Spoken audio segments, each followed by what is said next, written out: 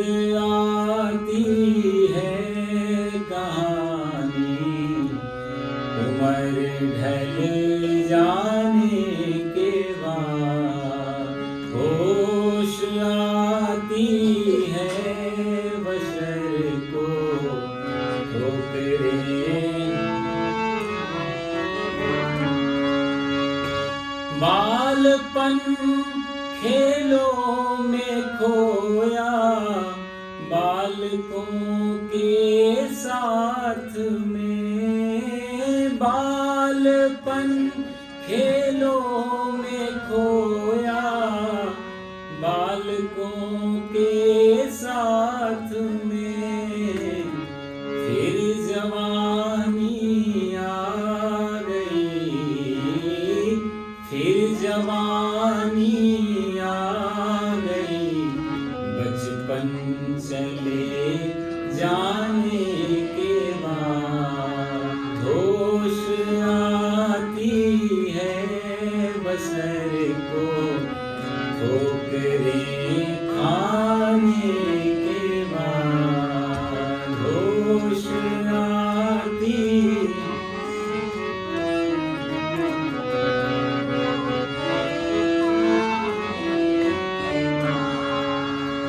ये जवानी का नशा जलवा दिखाया चंद रोज, ये जवानी का नशा जलवा दिखाया चंद रोज, फिर बुढ़ापा गया, फिर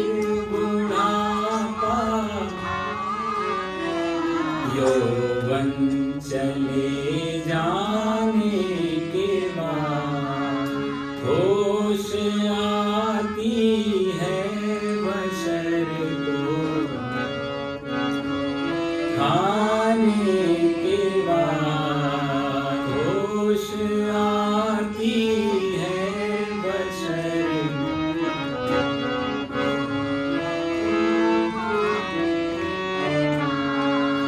ये बड़ी मुश्किल घड़ी सिर पर पड़ी है आन कर, ये बड़ी मुश्किल घड़ी सिर पर पड़ी है आन कर, अब कोई सुनता नहीं, अब कोई सुनता नहीं, धन बल चले जाने के बाद होश आती है।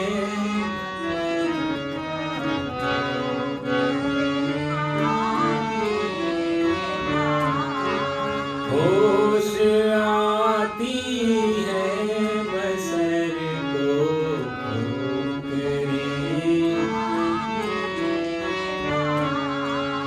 मोह ममता में फंसे हर बशर का यह हाल है, मोह ममता में फंसे हर बशर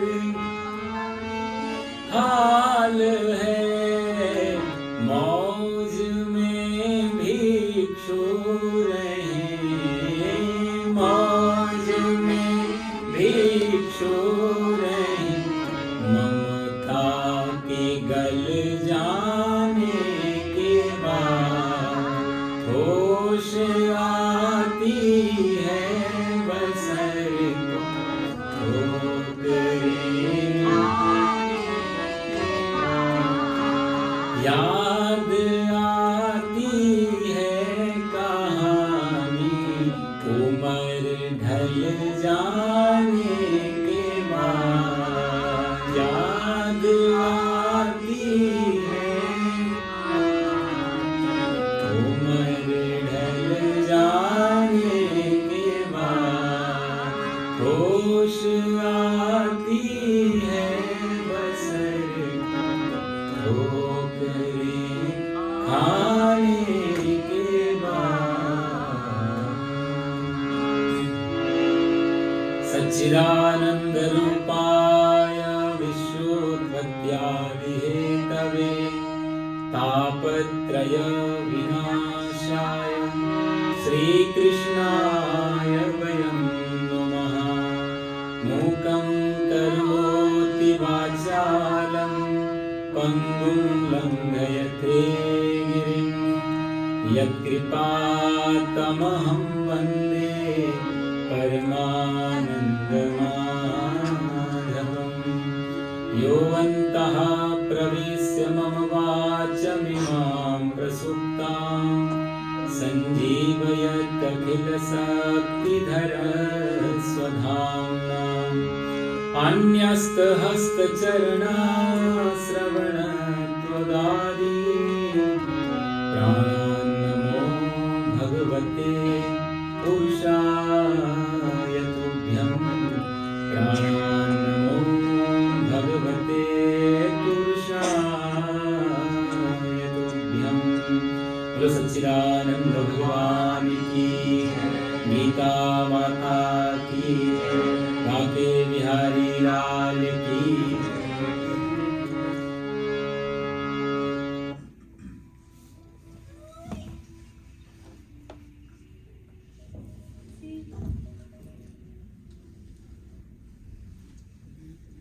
गीता जी का पहला अध्याय चल रहा था।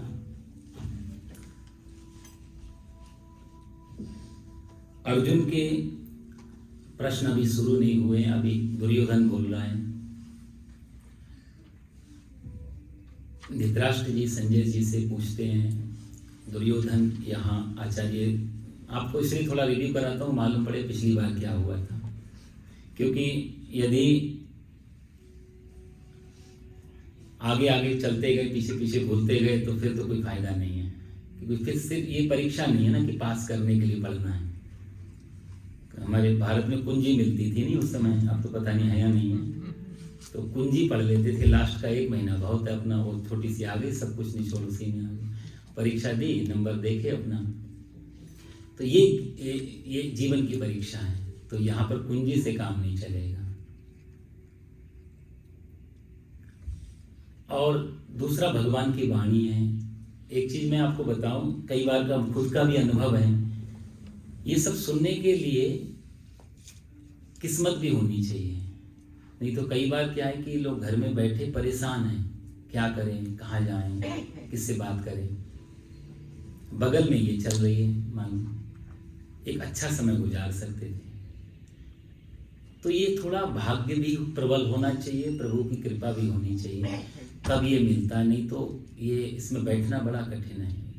दूसरा, हम लोग एक ही मूवी बार बार देख लेते हैं, एक ही न्यूज़पेपर, कई बार लोग दिन भर वही रट्टा मारते रहते हैं। धर्म कर्म ये सब करना, श्रीमद् भागवत की तो महात्म्य दिया है कि भाग्योदयेन बहुजन्म समर्जितेन। भाग्य जब उदय हो, प्रभु की कृपा हो, और समर्जितेन बहुजन्म, बहुत जन्मों का भाग्योदय जब उदय होता है और भगवान की कृपा साथ में हो, तभी आप उसकी चर्चा सुन सकते हो और धारण कर सकते हो। नहीं तो बहुत कठिन काम है इसमें साथ।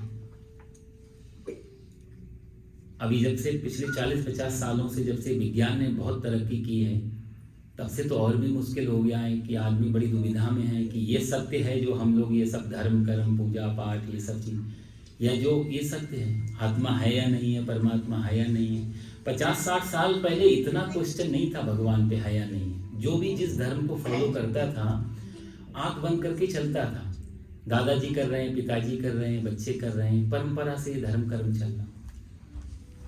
50 सालों में विज्ञान ने एक बहुत गड़बड़ की, वो है कि ओवर कॉन्फिडेंस दे दिया आदमी को। अति आत्मविश्वास खतरनाक हो जाता है। संशय हटा रहे हैं। जहां संदेह है, संशय है, रहस्य है, आश्चर्य है, वही तो परमात्मा है। जहां समझ काम नहीं करती, वहीं से परमात्मा शुरू हो जाता है। तो विज्ञान का ये बहुत माइनस पॉइंट रहा कि अति आत्मविश्वास का ये समय चल रहा है। पिछले 40-50 साल पहले इतना तर्क नहीं थे, इतना आर्ग्यूमेंट नहीं थे, इतना डाउट नहीं था। ओवर कॉन्फिडेंस जिसे बोले। एक आदमी जो है किसी डॉक्टर के पास गया, दांत में दर्द था, तो डॉक्टर के पास गया दांत निकलवाने के लिए। उसने बोला डॉक्टर साहब दांत निकाल दो। डॉक्टर साहब बोले निकाल तो देंगे, आज वो जो सुन्न करने के लिए होता है ना एनेस्थेसिया, बोला वो नहीं है तो दर्द होगा, सह लोगे? तो मरीज बोला नहीं साहब दर्द, कोई दूसरा रास्ता निकालो। तो डॉक्टर बोले देखो अब करना तो नहीं चाहिए, एनेस्थेसिया है नहीं, तो कभी कभी बुरी चीज़ों का भी सदुपयोग हो जाता है। तो उसने बोला कुछ पीते हो? मरीज बोला हाँ साहब पी लेते हैं। तो कंपाउंडर से बोला इसको पिलाओ, ऐसे तो नहीं निकलवाएगा, नशे में थोड़ा हिम्मत आ जाएगी तो निकलवा लेगा। तो लाए साहब, उसको पिलाया। तो उससे कहा कि अब हिम्मत आई तुम्हें थोड़ी सी? बोला हाँ थोड़ी थोड़ी सी आई। तो बोला और पिलाओ, और पिलाया। अब आई हिम्मत? हाँ साहब अभी है, थोड़ा थोड़ा अभी भी डर लग रहा है। बोला थोड़ी एक पैक और दो। तीसरा पैक लेके डॉक्टर साहब ने बोला अब हिम्मत आई? तो मरीज उठ के बैठ गया बिस्तर से और मूंछों पे ताव देते बोला देखे मेरे हाथ, उसकी हिम्मत है कि मेरे दांतों पे हाथ लगाए। Over confidence. विज्ञान ऐसा ही कुछ कर रहा है। जितनी तेजी से समय बदला है बड़ा मुश्किल हो गई समझना, लेकिन एक सत्य तो चल ही रहा है ना, जो पहले जन्म मृत्यु थी अभी भी वही है, उसको तो कोई भी नहीं रोक पाए और ये अनंत काल तक चलती रहेगी, इसको हम कभी बचा के नहीं रख सकते। पानी यदि आना जारी है तो जाना भी जारी रहेगा, नहीं तो फ्लड आएगा, बाढ़ आएगी, तबाही आएगी। जैसे पानी का आवागमन पानी को शुद्ध रखता है, बहता पानी रमता जोगी निर्मल बने रहते हैं। जिस कुएं से आप पानी निकालना बंद कर दो उस कुएं का पानी पीने लायक नहीं रह जाता। तो निर्मल पानी पीना है तो उसमें कंटिन्यू निकलता रहना चाहिए। ये दुनिया की सुंदरता भी इसीलिए दिख रही है कि एक बाजू पानी जा रहा है बुढ़ापे के रूप में, एक बाजू पानी आ रहा है। जिस हमने एक भी छोर यदि बंद कर दिया, चाहे वो जाना बंद कर दे आना बंद कर दे, दूसरी चीज अपने आप रुक जाएगी। हम ये मान के चलते हैं कि हम आदमी को अमर कर लेंगे और उसके बाद दुनिया बढ़ेगी, नहीं कभी नहीं बढ़ेगी। प्रकृति अपने आप बैलेंस कर लेगी, फिर आना बंद हो जाएगा। आप यदि हिस्ट्री देखें तो इतने बड़े बड़े युद्ध हुए, अचानक से युद्ध के बाद में जनसंख्या में बढ़ोतरी हो गई। किसी आप देखो पुराने महाभारत के काल के बाद में जो इतिहासविद कहते हैं कि एकदम से पुत्र संतानों की में एकदम वृद्धि आई, लाखों करोड़ों लोग मारे गए। तो प्रकृति अपने आप बैलेंस कर लेती है। लाखों साल से पृथ्वी चल रही है, तो इसको यदि हम इसकी धारा में कुछ पत्थर अड़ाएंगे अपने विज्ञान का, अपनी समझ का, खुद ही मुश्किल में पड़ेंगे, इसको रोक नहीं सकते। खैर वो टॉपिक अलग है। मेरा कहने का भाव ये था कि ये धर्म कर्म, ये कथा सत्संग, ये तभी मन लगता है जब इसमें परमात्मा की कृपा हो और अपने कोई सौभाग्य उदय हुआ हो, नहीं तो साहब बहुत मुश्किल हो जाता है इसको सुनना। कई लोग बाजू बैठ के भी चले जाते हैं, कई लोग आके सो जाते हैं। गौरी माता पार्वती माता शंकर जी से पूछती हैं, रामचरितमानस आप लोग पढ़ते हैं उसमें कि कथा में कलयुग में ये बड़ा मुश्किल हो जाएगी, लोग सुनने नहीं आएंगे। भगवान शिव जी कहते हैं ना कि नाना जंजाला ये अति दुर्गम शैल विशाला, गृह कारज नाना जंजाला, और ये अति दुर्लभ शैल विशाला। भगवान शिव कहते हैं पार्वती से, देवी कथा सुनने के लिए आदमी के पास इतने बहाने होंगे, गृह कार्य, घर के बहुत सारे काम पेंडिंग हैं, 2 दिन तो मिलते हैं वीकेंड पे, वीकडेज में टाइम नहीं मिलता, कैसे आए कब आए, गृह कार्य नाना जंजाला, चलो घर के काम से फुर्सत मिल गई तो नाना जंजाला, दूसरे बहुत सारे फॉर्मेलिटीज हैं, व्यवहार हैं, यार दोस्त हैं, पड़ोसी हैं, सबको उनका भी ख्याल, उनके यहाँ पार्टी, ये भगवान शिव पहले ही कर चुके हैं पार्वती से कि इस तरीके की चीजें आएंगी। जब तक व्यक्ति खत्म ही नहीं हो जाएगा, या जब तक किसी का, अभी हम जो भजन गा रहे थे, ये बड़ी मुश्किल घड़ी सिर पर पड़ी है आनकर, अब कोई सुनता नहीं, धनबल चले जाने के बाद, बल भी चला गया शरीर से, धन भी चला गया, फिर कोई नहीं सुनता। पीरी में दोस्तों की बदगुमानी का क्या गिला, पीरी मतलब बुढ़ापा, पीरी में दोस्तों की बदगुमानी का क्या गिला, और दूर रहते हैं सभी गिरती हुई दीवार से। ये बुढ़ापा बड़ा कठिन होता है, उससे पहले संभल गए थोड़ा। जा पर कृपा राम की होई। पार्वती माता पूछती फिर कौन आएगा, कैसे आएंगे? बोले जिस पर कृपा राम की, जैसे राम जी की कृपा करें, जिस पे भगवान कृपा करें, पाँव दे दे मार्ग सोई, वही उसी लोगों के पैर सत्संग की भूमि की तरफ पड़ते हैं। नहीं तो बहुत मुश्किल हो जाता है। तो कोशिश करें। और कभी कभी मन का एक स्वभाव होता है, अभी मन के बारे में बहुत सारे अगले दूसरे अध्याय में बहुत सारी चीज़ें स्टार्ट होंगी। संजात संजायते कामा, कामात क्रोधो विजायते। मन भी कई बार संकल्प विकल्प, क्यों जाना, आज तो बारिश हो रही है, आज ऐसा है, आज तो अगली वाली क्लास में चले जाएंगे, सुन लेंगे, फिर कभी यूट्यूब पे आ रही है लाइव आज। तो अभी तक हम लोग क्या करते हैं, मन जैसा कहता वैसा हम लोग कर लेते हैं। स्वतंत्रता तो अपनी है ही नहीं कोई।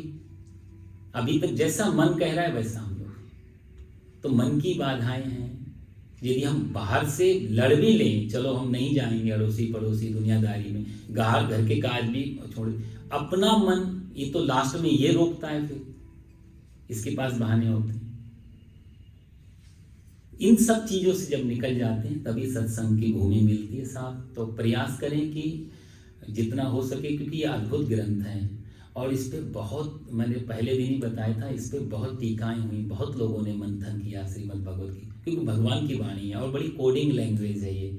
इसमें हम जो पढ़ते हैं उतना नहीं है, इसकी एल्गोरिदम अलग है बिल्कुल। बहुत सारे बहुत आयामी इसमें अर्थ निकलते हैं हर किसी के काम की। एक बार यदि भगवान की कृपा से, ठाकुर जी की कृपा से यदि पूर्ण हो गई और आप लोगों ने समय सामर्थ्य लगा दी, तो मेरा ऐसा मानना है कि बहुत सारे क्वेश्चन, बहुत सारी संशय संदेह आपके बिना कुछ पढ़े, बिना किसी से पूछे, इसी में से सॉल्व हो जाएंगे। बहुत कुछ आएगा इसमें। अभी तो शुरुआत हो रही है, अभी तो दुर्योधन बोल रहा है, इसलिए थोड़ा बेचैनी है। अभी अर्जुन और भगवान जब श्री कृष्ण बोलेंगे तब आनंद आएगा। पिछली बार हम लोगों ने 6 श्लोक तक पूरा किया था। पांडवों की सेना का वर्णन कर रहा था दुर्योधन, राइट? कौन कौन सेना में हैं, और तारीफ करके, उनकी प्रशंसा करके वर्णन कर रहा था। मैं आपको बता रहा था कि ये दुर्योधन जो है ये बहुत ही आत्मविश्वासी व्यक्तित्व है, निराश होपलेस वाला व्यक्ति नहीं तो युद्ध लाता ही नहीं। अकेले आदमी की जिद थी युद्ध हो जाए, बाकी सब लोग नहीं चाहते थे, कोई भी नहीं चाहता था युद्ध हो। ये अकेले आदमी की जिद है, और वो जिद तभी हो पाती जब अति आत्मविश्वास से भरा हो आदमी। तो ये तो बहुत प्लस पॉइंट है इसमें कि इंफीरियरिटी कॉम्प्लेक्स से पीड़ित नहीं, हीन भावना नहीं है दुर्योधन की, इसलिए सामने वाले की तारीफ से बड़ा शुरुआत करें। अब उसने जब देखा कि मैंने बहुत प्रशंसा कर ली, कहीं गुरु द्रोणाचार्य को, आचार्य को बुरा ना लग जाए कि सामने वाले की इतनी तारीफ कर रहा है तो फिर युद्ध ही क्यों किया, छोड़ देता। तो फिर उसको ध्यान आया, फिर उसने बोला मुझे अपनी सेना के बारे में कहना है। तो अगला 7वां श्लोक ये हमारे नरसिंगन जी आपको उच्चारण कराएंगे साथ में। आप लोग प्लीज संस्कृत का उच्चारण करें, बड़ी मीठी भाषा है और गीता के श्लोक तो बड़े अद्भुत हैं। तो ये भगवान की वाणी का, इसका पाठ का भी बड़ा महात्मा है। यदि आप हिंदी में अर्थ पढ़ लो, संस्कृत का सिर्फ पाठ करेंगे तो पाठ का अपना एक बड़ा फल मिलता है। और इसके बड़े अच्छे, ये जैसे 15वां श्लोक, 15वां अध्याय आएगा आगे, पुरुषोत्तम योग, कहते हैं कि 15वां अध्याय का 14वां श्लोक, 15 चैप्टर और 14 वर्ष, ये इसमें मंत्र है, अहम वैश्वानरो भूत्वा प्राणिनाम देहमाश्रितः प्राणापान समायुक्ता पचाम अन्नम चतुर्विधम। इसके बारे में बड़े बड़े महात्माओं ने कहा, किसी को अपच हो, कब्ज हो, कॉन्स्टिपेशन वगैरह हो, बहुत जबरदस्त यदि पेट का रोग है, और आप अपने पेट पे हाथ रख के 7 बार इस मंत्र का जाप करें बड़ी श्रद्धा से, कुछ ही दिनों में कॉन्स्टिपेशन खत्म हो गया। ये गीता के श्लोक का बड़ा लोगों ने प्रयोग किया। तो ऐसी ये गीता अद्भुत है, आप साथ में उच्चारण करें। और नरसिंहन जी हमारे बहुत विद्वान व्यक्तित्व हैं, ये बड़ा भागवत कथा के तो, भागवत तो ये रोज पाठ करते हैं और बड़ा प्रेम है इनका श्रीमद् भागवत कथा से। अंतर मैंने आपको बताया था, ये भगवत गीता है और वो श्रीमद् भागवत है, तो आप कंफ्यूज मत होना। वो श्रीमद् भागवत कथा जो है व्यास जी के द्वारा रचित और 18 स्कंद वाली, तो उनका इनका बड़ा प्रेम है, बहुत रोज उसका पाठ करते हैं। हमारी कथा जब जहाँ होती है इनका जरूर रहता है वहाँ पे आना। तो ये आपको संस्कृत में पाठ कराएंगे, फिर हम आगे श्लोक में प्लीज साथ में।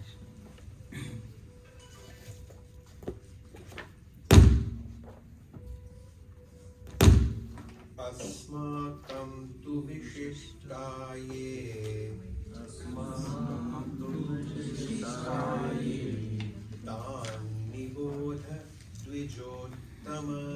तान् निबोध द्विजोत्तम नायका मम सैन्यस्य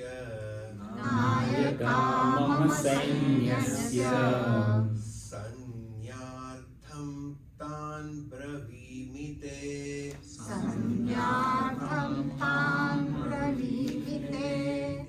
एक बार फिर से करें।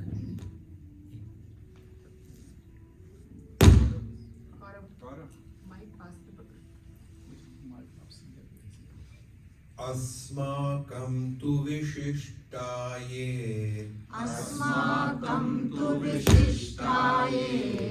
तान् निबोध द्विजोत्तम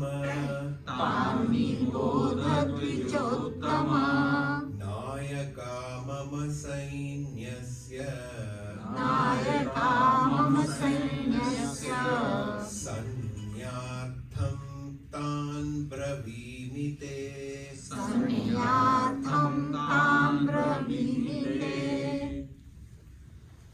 अस्माकं तु विशिष्टाये तान् निबोध द्विजोत्तम। हे द्विजोत्तम, अस्माकं हमारे, तु ए विशिष्टाः, कहते हैं कि जो हमारे सेना में भी जो लोग हैं उनके लिए भी, तान निबोधते, आप क्या करो उन पे ध्यान दो। मैं उनके बारे में बता रहा हूँ, आप उनको भी समझिए मेरे से। संज्ञार्थम, याद दिलाने के लिए। मम सैन्यस्य नायकाः तान ब्रवीमि, मम मेरे, सैन्यस्य सेना में, नायिका जो नायक हैं, तान उनको, ब्रवीमिते कहता हूं। अभी तक अर्जुन और दुर्योधन आचार्य को इनडायरेक्टली कई बार पिन मार रहा है। एक तो सम्मान नहीं है, और दूसरा बहुत ही कहते हैं ना कि विद्या एक ऐसी चीज है, विद्या ददाति विनयम, विनयात् ददाति पात्रता, पात्रत्वात् धर्म आपनोति, धनात् धर्मम तथा सुखम। विद्या का एक ही मतलब होता है जहां विनय निकलती है, विद्या के गर्भ से विनय निकलती है। यदि विद्या आपके पास नहीं है तो विनय नहीं होगी। इसलिए विद्या में और विद्वान में, दोनों में बड़ा फर्क होता है। विद्या, इसलिए आप देखो रावण को मानस में तुलसीदास जी विद्वान कहते हैं, बहुत विद्वान, और विद्वान था भी।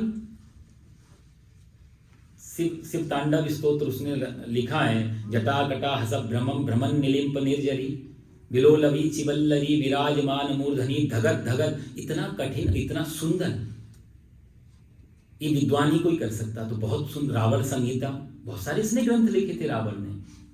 परम विद्वान था उस समय का, लेकिन विद्यावान नहीं था। विद्यावान कभी प्रयोग नहीं किया तुलसीदास जी ने रावण को। विद्यावान उन्होंने किसको प्रयोग किया है? विद्यावान गुणी अति। हनुमान जी को विद्यावान कहते हैं और रावण को विद्वान कहते हैं। ये बहुत बड़ा फर्क है विद्वान होना और विद्यावान होने में। क्योंकि विद्यावान का लक्षण है विद्या ददाति विनयम, विनय होगा वहां, हम्बलनेस होगा। पोथी पढ़ जगमुआ पंडित भया, ये कबीरदास विद्वान के लिए कह रहे हैं, विद्यावान के लिए नहीं कहते हैं। बहुत सारा नॉलेज यदि इकट्ठा कर लिया तो वो भार बन के अहंकार, ईगो में आएगा। और यदि सही में विद्या है आपके पास तो हम्बल आएगी, विनय आएगी। दुर्योधन अर्जुन के साथ ही सीखा है, एक ही आचार्य से सीखा, इसलिए चीजें इकट्ठी की हैं, आत्मसात नहीं की। तो विनय ही नहीं है, विनम्रता नहीं है दुर्योधन के अंदर। इसलिए आचार्य को ऐसे बात कर रहा है जैसे कि कोई इनका मित्र भी नहीं करेगा। इस श्लोक में आप देखो कहते हैं अस्माकम, क्योंकि इसको ध्यान आ गया। अभी तक मैं पांडवों की सेना का वर्णन कर रहा था। एक चीज और आप ध्यान देना, पांडवों में इसने सबका नाम लिया। ये है धृष्टद्युम्न है, ये है वो है, धृष्टकेतुश्चेकिताना, काशी राजस्य भी, बड़े बड़े युद्धा का नाम लिया। सबके नाम लेने पे अभी ये अपनी सेना के बारे में कह रहा है, लेकिन कृष्ण जी को छोड़ दिया इसने। आपने ध्यान दिया, कृष्ण का एक बार भी नाम नहीं लिया इसने। यही तो दुर्योधन है, जिसकी नजर सब पे है लेकिन सिर्फ भगवान पे नहीं है, वही दुर्योधन है। हम सबको देख पा रहे हैं, परमात्मा को नहीं देख पा रहे। ये दुर्योधन की दृष्टि है, और जो अर्जुन की दृष्टि, उसको सब में भगवान देखते हैं। दुर्योधन को सब, भगवान को छोड़ के बाकी सब दिखता है। यही है असली खिलाड़ी, तो वही थे जो पूरे खेल चल रहा है उसी को छोड़ रहा है। हम भी जीवन में बार बार असली चीज को छोड़ते चले जाते हैं, हीरा को छोड़ देते हैं, पत्थरों को इकट्ठा कर लेते हैं। ये जीवन रूपी हीरा रोज हमारे हाथ से फिसलता चला जाता है, और इस हीरा को देके कंकड़ पत्थर दुनिया भर की दूसरी मटेरियल हम इकट्ठा करते रहते हैं। जिंदगी रोज फिसलती चली जाती है। दृष्टि अर्जुन की होनी चाहिए या दुर्योधन की, यही गीता आपको आगे सिखाएगी। अस्माकं तो विशिष्टा, हे आचार्य, अभी तक मैंने आपको पांडवों के बारे में बताया, लेकिन हमारे पास भी वीरों की कमी नहीं है, हमारे पास भी बहुत तान निबोध द्विजोत्तमा, हे द्विजोत्तम। ये द्विजोत्तम भी बड़ा समझने का वर्ड है। ये देखो, भाषा से पता लगता है कौन बोल रहा है, आपके शब्द कैसे हैं, आप किन शब्दों को चुनते हैं व्यवहार के लिए, किन शब्दों से उठाते हैं, उससे आपके पूरे चरित्र का, व्यवहार का, जीवन फिलॉसफी का पूरा दर्शन होता है। शब्दों से हम सब कुछ जान सकते हैं। इसलिए काउंसलर थोड़ा देर आपके साथ 2-4 बातें पूछती हैं, आप किस तरीके से बात कर रहे हैं, पता लग जाता है आपकी मेंटल हेल्थ कैसी है। दुर्योधन की मेंटल हेल्थ, मानसिक हालत कैसी, ये शब्दों से पता लग रहा है। वो कहते हैं तान निबोध द्विजोत्तम। हम लोग तो कई बार साधारण पढ़े तो पढ़ते चले, लेकिन जब एनालाइज करते हैं शब्दों को, क्या पकड़ता है वो, कौन कौन से शब्द उठाता है, तो उससे बहुत गहरा फिर अंदर अर्थ चला जाता है। वो कहते हैं द्विजोत्तमा। द्विजोत्तमा जो होता है एक्चुअली में क्या है कि हमारे यहाँ 4 वर्ण हैं, आगे आएगा चातुर्वर्ण्यम, ब्राह्मण क्षत्रिय वैश्य शूद्र। 3 लोग जो होते हैं, क्षत्रिय वैश्य और ब्राह्मण, 3 लोगों को द्विज कहा जाता है। इन्हीं तीनों का यज्ञोपवीत होता है जनेऊ संस्कार, इसलिए इनको द्विज तो कहते हैं। जन्मना जायते शूद्रः, जन्म से हर व्यक्ति शूद्र की तरह पैदा होता है, कोई ब्राह्मण नहीं, कोई क्षत्रिय नहीं। कितना स्पष्ट हमारे ऋषियों ने कहा है। भेदभाव तो था ही नहीं, हम ही लोग नहीं पढ़ते। ये जाति प्रथा, ये वर्ण व्यवस्था, इन सब में आप गहराई में जाएंगे तो हमारे ऋषियों ने कभी गलत नहीं लिखा। हमारी भूल चूक रही समझने की बस। कितना सुंदर, जन्मना जायते शूद्रः, हर व्यक्ति, चाहे ब्राह्मण के कुल में कोई संतान पैदा हो, चाहे वैश्य और शूद्र के कुल में पैदा हो, जन्मना जायते शूद्र, पैदा होते वो शूद्र की तरह होता। इसलिए तो सूतक लगता है, इसलिए तो शुद्धि करानी पड़ती है, इसलिए तो हवन पंडित जी बुलाने पड़ते हैं, भैया हमारे घर का शुद्धिकरण कर दो, क्योंकि शूद्र की तरह पैदा होता हर इंसान। कर्मणा द्विज उच्यते, कर्म से व्यक्ति द्विज बनता है। वेद पाठात भवेद विप्रः, जब वेद पढ़ने के लिए कैपेबल होगा, पात्रता आएगी, तब उसका एक संबोधन, उसको नाम मिलेगा विप्र। और ब्रह्मैव जानाति ब्राह्मणः, जब वो ब्रह्म को जानने के लिए अग्रसर होता है, जब वो ब्रह्म की जानने की यात्रा में निकलता है, उस समय उसको टाइटल मिलता है कि यह ब्राह्मण है। ये फर्क होता है। तो द्विज कहते हैं जिसका यज्ञोपवीत संस्कार हो चुका है, उसको द्विज शब्द, उससे पहले नहीं, चाहे ब्राह्मण का बच्चा हो चाहे क्षत्रिय का बच्चा हो। द्विज शब्द तभी मिलेगा जब आपका द्विज यज्ञोपवीत संस्कार हो जाएगा। तो जो वैश्य का और क्षत्रिय का जब यज्ञोपवीत संस्कार होते हैं तो उसे कहते हैं द्विज। वैश्य का जब यज्ञोपवीत संस्कार होता है तो कहते हैं द्विजवर, और जब ब्राह्मण का यज्ञोपवीत संस्कार होता है तब होते हैं द्विजोत्तमा। तो ये 3 शब्द बनते हैं, द्विज, द्विजवर और द्विजोत्तमा। यहाँ पर आचार्य द्रोण एक तो ब्राह्मण है, यज्ञोपवीत संस्कार हो चुका है, इसलिए वो उनको द्विजोत्तमा कह रहा है। ये परफेक्ट है। लेकिन समझने की बात ये है कि युद्ध भूमि में खड़े हुए हैं, वो युद्ध भूमि में खड़े होकर के उनको द्विजोत्तमा संबोधन करना एक ताने मारने जैसा है। अभी क्षत्रिय का काम करने आए ना, उनके हाथ में धनुष बाण है। हालांकि आचार्य द्रोण के बारे में महाभारत में बहुत लिखा है। ये वो ब्राह्मण हैं जिसके दोनों हाथों में ग्रंथ हैं, वेद हैं, और जिसके बाजू पे, कंधे पे तरकस लगा हुआ है, धनुष बाण लगा हुआ है। ये ऐसा ब्राह्मण है। लेकिन युद्ध में इनको दुर्योत्तमा संबोधन करना इनका अपमान करने जैसा, एक ताना मारने जैसा है। दुर्योधन ताना, ब्राह्मण श्रेष्ठ। यदि कोई संत महापुरुष को कसिनो क्लब में ले जाए और वहां पर देख करके बोले, आइए महाराज आप तो ब्रह्म ज्ञानी हैं, कहां पर आप क्या बोले, तो वो इनडायरेक्टली ये तो ऐसा हो गया जैसे कि लाख रुपए की साल में आप जूता मार के फेंक रहे हैं।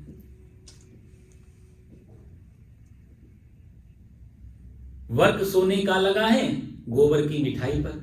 सोने का वर्क लगा दो लेकिन अंदर मिठाई तो गोबर की।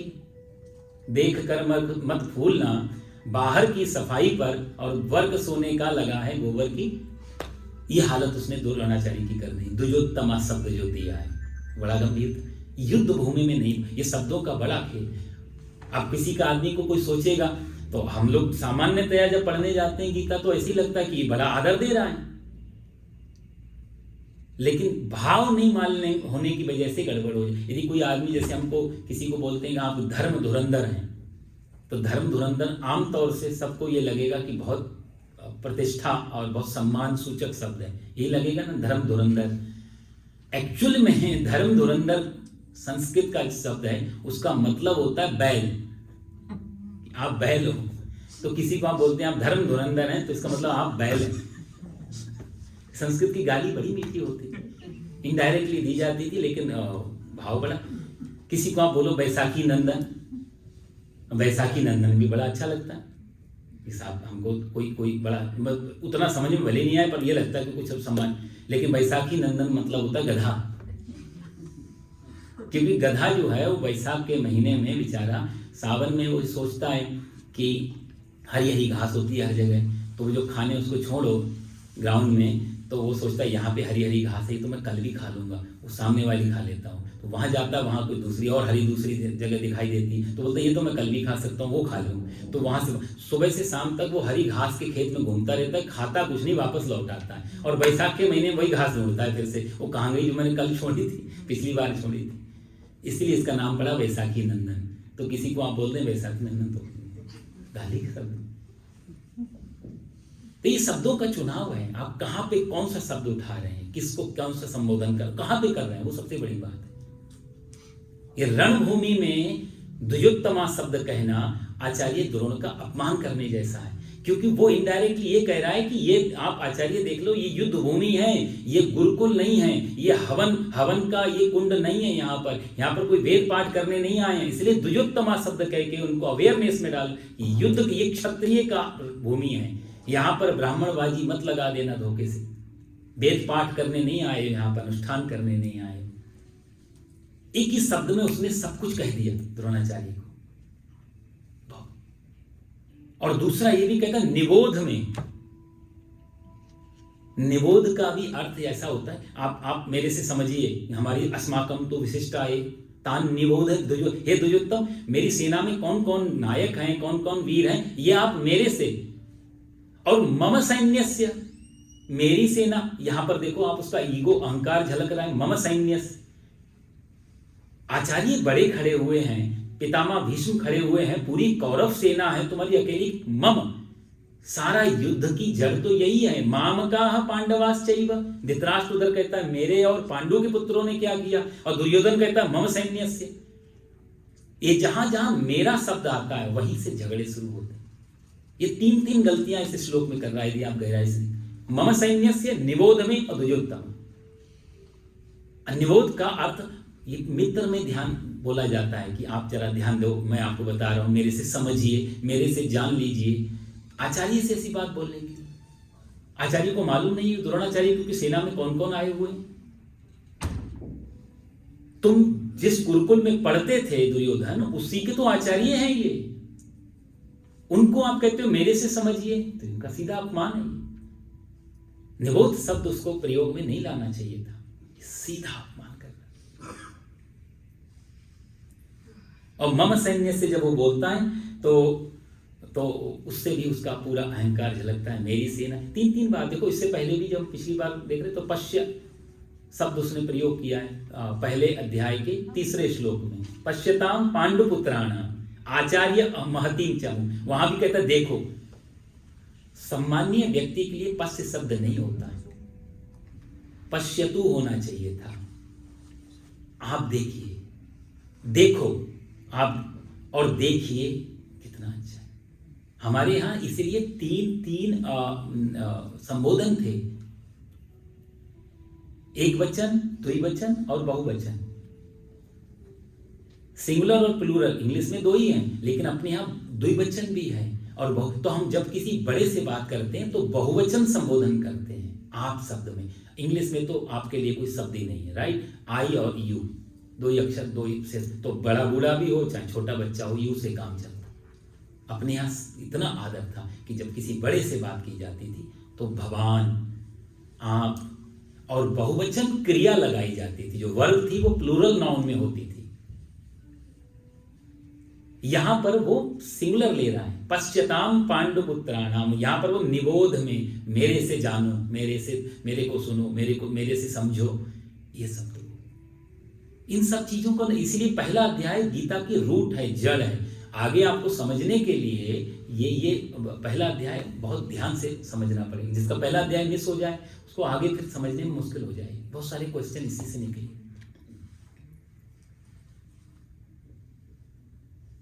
तो हमारी सेना में कौन कौन है ये आप मेरे समझ लो। दूसरा, एक विद्वानों ने पॉजिटिव अर्थ भी किया है कि जब हम द्रोणाचार्य सब इधर खड़े हैं, सारी सेनाएं इधर है, तो जब पांडवों की सेना दिखाना हुआ तो उसने बोला पश्यताम, मतलब देखो।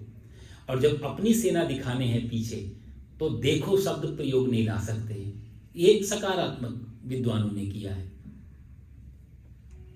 तो हम ये नहीं कह सकते देखो, क्योंकि सेना तो पीछे खड़ी है। तो इसलिए ध्यान दीजिए, मेरे से समझिए। तो निबोध शब्द आया, पश्य नहीं आया या पश्यतु नहीं आया, क्योंकि पीछे तो उसे बता सकते हो कौन कौन है। इसलिए भी उसने ये पश्य शब्द या दृश्य शब्द को नहीं लिया यहाँ। आगे जब उसने ये बताया मेरे से समझिए, फिर वो आगे बता रहा है कि अपनी सेना में कौन कौन है और क्या क्या उनकी स्थिति है। ये अगले 8वें श्लोक में आपको पता चलेगा।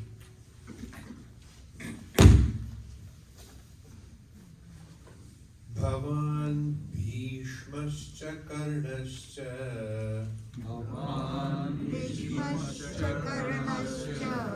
कृपश्च समितिञ्जयः अश्वत्थामा विकर्णश्च सौमदत्तिस्तथैव च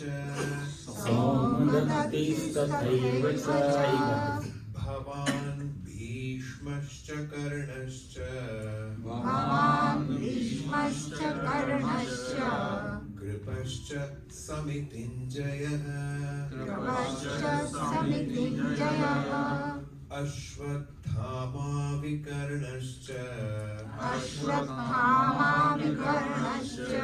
सौमदत्तिस्तथैव च।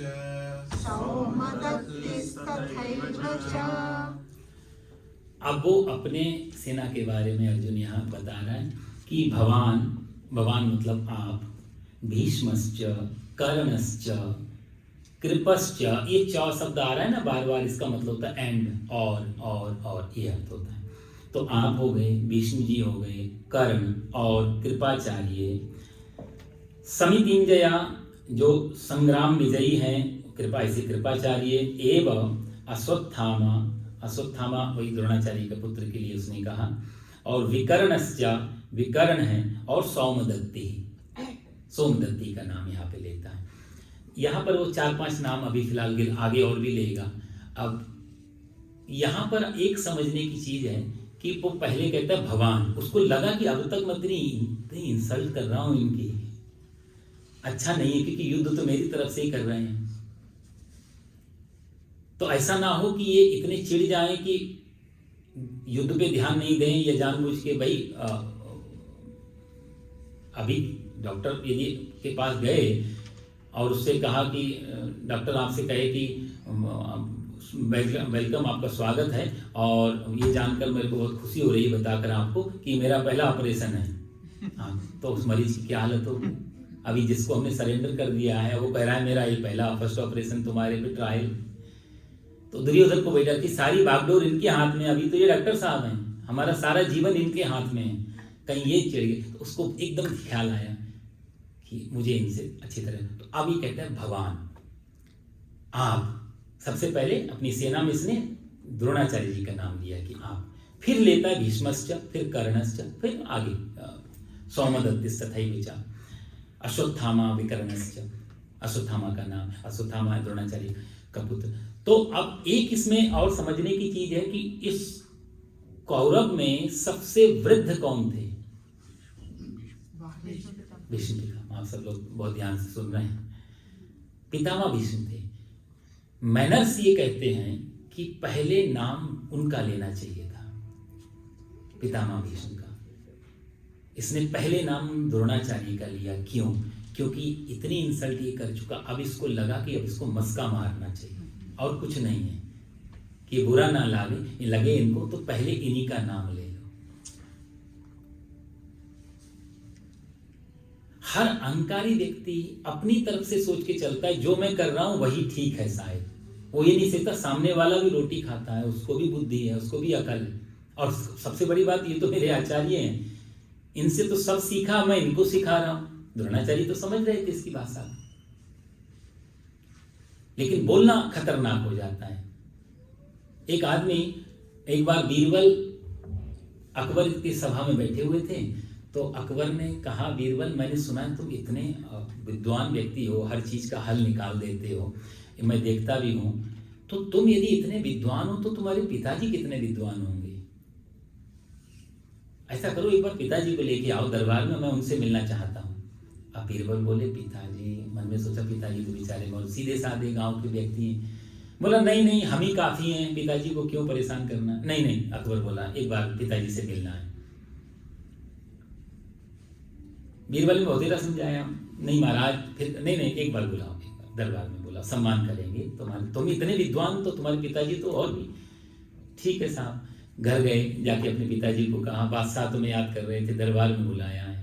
अब पिताजी घबराए बेचारे, बोले बादशाह दरबार, हमने तो कभी घर से बाहर नहीं निकले, गांव और खेत यही सब देखा, दरबार में जाके कुछ पता नहीं, कुछ बोलेंगे डर के मारे, कुछ मुंह से निकलेगा, बड़ा मुश्किल। हम बोला नहीं, एक बार जाना तो पड़ेगा, क्योंकि बादशाह पीछे पड़ गया।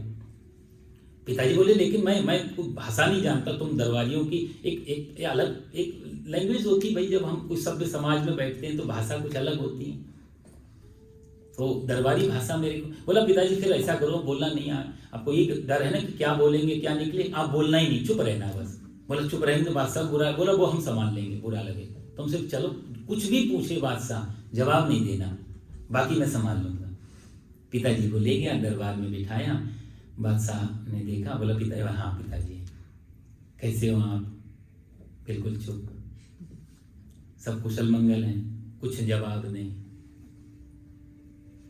अरे आपका पुत्र तो बहुत समझदार है, बड़ा विद्वान है, हमारी सभा की शोभा है ये, आपने अच्छे संस्कार दिए, आपको कैसा लगता है इसके बारे में तारीफ सुनकर? कुछ नहीं बोल रहे।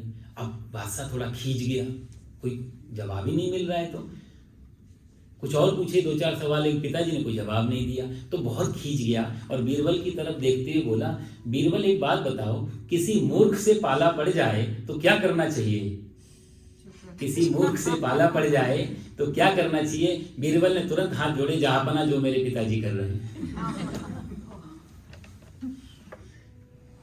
शब्द कैसे उठा रहे हैं ये दुर्योधन यहाँ पे। भवान भीष्मश्च कर्णश्च, पहले खुद आचार्य का नाम लेता है, जो कि आदर सूचक नहीं है, आप मैनर्स नहीं। पितामह भीष्म का आदर द्रोणाचार्य भी करते थे। पूरा कुरुवंश सबसे बुजुर्ग हैं, पितामह हैं, पिताजी नहीं, पिता के भी पिताजी, और सबसे योग्य महापुरुष है ये अपने आप में। भीष्म के बारे में इतना कुछ है, यदि आपको भीष्म के बारे में जानना हो, आपको मैं बताऊं, महाभारत जो ग्रंथ है इसको पंचम वेद कहा गया, मैंने आपको पहले दिन भी बताया। और उदय भैया ने हमारे क्वेश्चन भी किया था घर में महाभारत रखनी चाहिए, उसके बारे में मैंने बताया। इतना सुंदर ग्रंथ कि व्यास जी को पंचम वेद कहना पड़ा कि 4 वेद नहीं पढ़ सकते हो तो महाभारत पढ़ लो, आपको 4 वेदों का फल मिलेगा। 5वां वेद, ये पता क्यों इतना महत्वपूर्ण हो गया? ये युद्ध के कारण नहीं, चचा भतीजे के युद्ध का मामला तो छोटा सा है, ये इसी भीष्म पितामह के कारण। यदि आप ये महाभारत का भीष्म पर्व को क्रॉस करते हैं तो आगे आएंगे अनुशासन पर्व, शांति पर्व। इसमें भीष्म जी की पूरा प्रवचन है पांडवों के लिए। बहुत सुंदर व्याख्या है महाभारत में। एक बार तो सबको जरूर पढ़ना चाहिए महाभारत, जितना हो सके एक दो पेज करके आप पढ़, बड़ा आनंद आएगा। ये महाभारत मुख्य सीरियल हो, भीष्म जी ने खुद बोला कि भीष्म इतना सुंदर पात्र हैं इस महाभारत के। कहां से, कई बार जब नाम आता तो लगता है कहां से शुरू करें और कहां पे समाप्त करें, इतनी चर्चाएं भीष्म जी के। समय वो नहीं है अभी, इतनी मर्यादा है समय के लिए, भीष्म जी पे अद्भुत बोल सकते हैं। पांडवों की तरफ यदि सबसे मुख्य कोई है पात्र तो वो है श्री कृष्ण, राइट। पांडवों की तरफ यदि कृष्ण मुख्य पात्र है तो कृष्ण के पैरेलल यदि कोई है कौरवों की तरफ तो वो भीष्म है। कृष्ण को यदि कोई टक्कर दे सकता है तो वो भीष्म पितामह है। इतना बड़ा औदा है भीष्म का, छोटे मोटे व्यक्तित्व तो नहीं है ये। कृष्ण भगवान को यदि हमने बहुत आदर दिया और भीष्म उस आदर से उतना वंचित रहे, भीष्म को उतना सम्मान यदि नहीं मिल पाया तो उसके पीछे एक ही कारण था, पक्ष गलत ले लिया था उन्होंने, अधर्म के पक्ष में खड़े हो गए थे। बस एक ही गलती जीवन में की भीष्म, बाकी कोई गलती नहीं थी। इस महापुरुष ने अपना पूरा जीवन त्याग और दया में और सम्मान इसमें सिंहासन की सुरक्षा में लगा दी। इतना बड़ा त्याग, प्रतिज्ञा, राज सिंहासन के प्रति वफादार रहूंगा, जो कोई भी बैठेगा। एक छोटा सा निर्णय इनको भी मालूम नहीं था क्या हो जाएगा। शांतनु की प्रतिज्ञा, फिर इसके बाद भीष्म पितामह की प्रतिज्ञा। ये सारा ये कौरव वंश आधा चौपट तो प्रतिज्ञा के कारण हुआ। भीष्म ने, महाभारतकार कहते हैं पितामह भीष्म में कोई अवगुण नहीं था। एक चीज थोड़ी समझ के कर लेते कि सिंहासन के प्रति वफादार रहेंगे, लेकिन मटेरियल के प्रति आप वफादार रह रहे हैं, कौन बैठ रहा है सिंहासन पे उसके प्रति वफादार होना चाहिए। न्याय प्रजा के साथ राजा करेगा, सिंहासन तो एक मैटर है, एक पदार्थ है। उनकी प्रतिज्ञा थी कि मैं राज सिंहासन के प्रति, उस प्रतिज्ञा से इतने बंधे हुए, इतनी तो कितना अच्छा। पिताजी के लिए उन्होंने, शांतनु ने, आप देखो गंगापुत्र, 8वें वसु हैं, 7 पुत्र बहा दिए, 8वें पितामह भीष्म है। कोई छोटी मोटी हस्ती तो नहीं, वसु हैं, इनके पीछे भी कहानी है। गंगापुत्र हैं स्वयं। पिताजी को मन लगा है मत्स्य गंधा में, सत्यवती में, तो पिताजी का विवाह हो जाए इसलिए अपने आप के लिए प्रतिज्ञाबद्ध हो गए, मैं आजीवन ब्रह्मचारी रहूंगा, कभी राजा नहीं बनूंगा, मेरे पुत्र तो होने का सवाल ही नहीं यदि मैं ब्रह्मचारी हूं, विवाह नहीं करूंगा राज सिंहासन के। कितनी बड़ी प्रतिज्ञा अपने जीवन में धारण की, आजीवन ब्रह्मचर्य। बहुत बड़ा एक व्यक्तित्व है ये कौरव पक्ष में। कौरव पक्ष का सौभाग्य है कि पितामह भीष्म जैसा व्यक्ति उनके पास नहीं। पितामह भीष्म को समझाया भी था भगवान श्री कृष्ण ने कि आप कृपा करो, तो ये तुम, पितामह भीष्म बोले नहीं, क्योंकि कृष्ण चाहते थे, द्रोणाचार्य को भी समझाने गए हैं आगे, जब भगवान ये कह रहे हैं, द्रोणाचार्य को भी भगवान श्री कृष्ण समझाने गए थे कि आप पांडवों के पक्ष में आ जाओ। पितामह भीष्म को भी कहने गए, लेकिन दोनों अपनी अपनी जगह बंधे हुए हैं।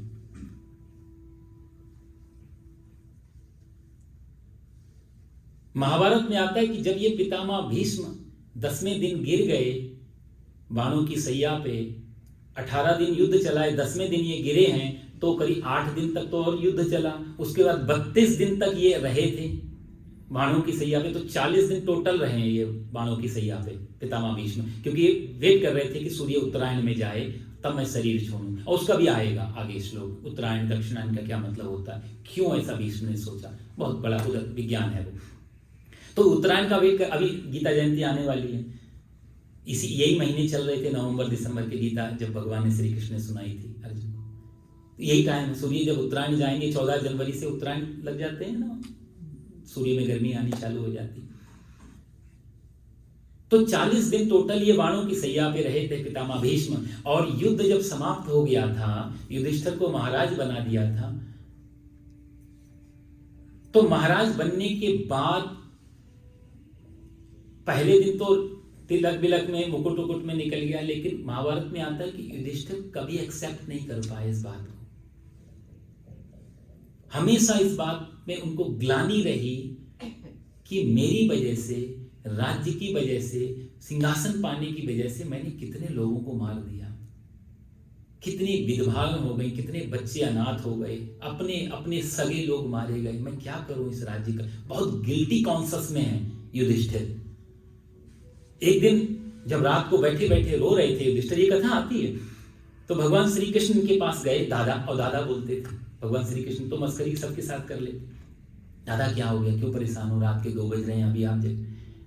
तो युधिष्ठिर हेलकियों से रोने लगे, कृष्ण क्या बताऊं तुम्हें, मैं कभी भी स्वीकार नहीं कर पाया कि मैंने अच्छा किया, इतना बड़ा युद्ध विराट, लाखों करोड़ों लोग मारे गए सिर्फ एक राज्य की वजह से, किस पे राज्य करूं मैं अभी। जो प्रश्न अब अर्जुन करेगा आगे, वही प्रश्न, वही गिल्टी, वही संवेदना युधिष्ठिर ने कृष्ण से की। और उस समय कृष्ण भगवान ने सारी गीता की तरह ही उपदेश दिया था युधिष्ठिर को, बहुत समझाया था, दादा ऐसा, दादा ऐसे। मजे की बात, एक बात भी समझ में नहीं आई, एक भी बात नहीं लगी युधिष्ठिर को। जो गीता कह के और अर्जुन को कहलवाना पड़ा, नष्टो मोहा स्मृतिर्लब्ध्वा, मेरा मोह नष्ट हो गया, मेरी स्मृति आ गई, अब आप जो कहेंगे वो करेंगे, युधिष्ठिर से वो नहीं हो पाया। गीता वही सुनाई, उपदेश करने वाला वही परमात्मा, समझने वाला बस वही भिन्न हो गया। क्यों? प्रश्न वहां उठता है कि ऐसा क्यों? अर्जुन की समझ में आ गई, युधिष्ठिर नहीं समझ पाए। क्या बुद्धिहीन थे? अर्जुन से तो ज्यादा विद्वान थे, क्योंकि धर्मराज हैं। युधिष्ठिर को तो कम बताने से ज्यादा समझ में आना चाहिए था, लेकिन सारा पानी ऊपर से चला गया। कारण क्या था? बोला कारण ये था, युधिष्ठिर अपना हृदय खोल के बैठा है। युधिष्ठिर का अर्जुन का कृष्ण के प्रति सखा भाव के साथ साथ गुरु भाव भी है, सम्मान भाव भी है, आदर भाव भी है। ये बहुत समझने की बात है। बताने वाले के प्रति यदि आपकी श्रद्धा, आस्था, आदर, विश्वास नहीं होगा तो बताने वाले की बात आपके जीवन में कभी असर नहीं कर पाएगी। ये सबसे महत्वपूर्ण है। जिससे हम सुन रहे हैं यदि उसके प्रति भाव नहीं बना पाए आदर का, तो बात बेकार हो। जैसे घड़े को आप उल्टा रख दो, हजारों लाखों लीटर पानी डालो, एक बूंद भी भीतर नहीं जाता, कारण कि घड़ा उल्टा। युधिष्ठिर का वो भाव नहीं था जो अर्जुन का कृष्ण के प्रति है। युधिष्ठिर अभी भी कृष्ण को वही यशोदा देव की उनका पुत्र समझते थे भगवान, क्योंकि अभी अर्जुन कहेगा शिष्यस्तेहम साधिमाम त्वाम प्रपन्नम, प्रभु मैं आपका, मुझको साध हो, मुझको संभालो, आप जो कहोगे मैं वैसे ही करूंगा, पर मुझे साध हो।